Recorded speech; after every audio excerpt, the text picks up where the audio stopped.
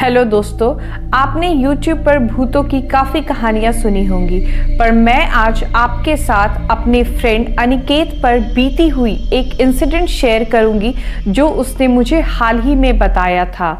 दोस्तों, बात 2005 की है। मेरे दोस्त की उम्र लगभग 16 साल की थी और उसका फाइनेंशियल कंडीशन भी अच्छा नहीं था, जिसके कारण उन्हें गाँव जाकर रहना पड़ रहा था। मतलब पहले वो शहर में रहते थे, लेकिन फाइनेंशियल कंडीशन बिगड़ जाने के कारण उन्हें गांव जाना पड़ा था। और 2 दिन से उसके पापा भी घर पे नहीं आए थे क्योंकि काम के सिलसिले से वो बाहर थे। लेकिन जिस दिन अनिकेत के साथ ये घटना घटित हुई थी, उस रात उसके पापा घर वापस आने वाले थे।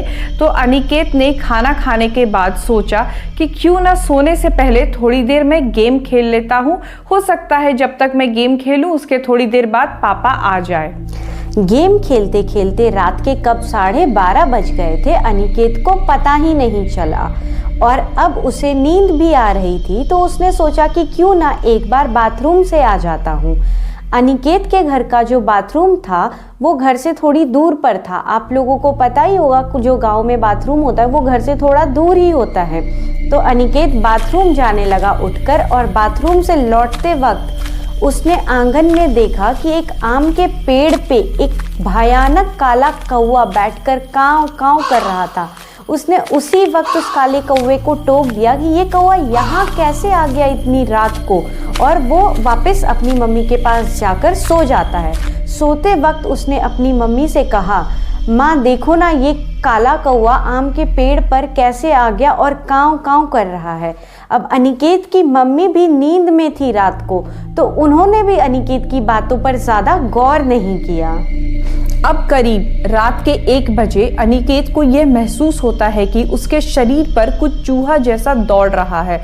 इससे अनिकेत की नींद हल्की खुल जाती है और फिर उसकी आंख दोबारा लग जाती है।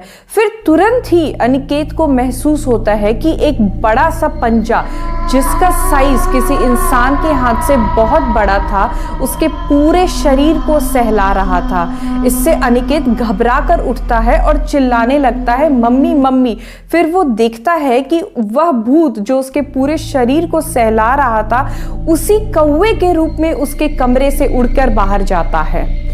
उसके बाद डर से अनिकेत और उसकी माँ पूरी रात सो नहीं पाए। सुबह जब अनिकेत के पापा घर वापस आए, तब जाकर उन दोनों को चैन आया। और आज भी जब अनिकेत इस बात को याद करता है तो वो डर से कांप जाता है। दोस्तों, इसलिए हमें रात में किसी जानवर या पक्षी को नहीं टोकना चाहिए।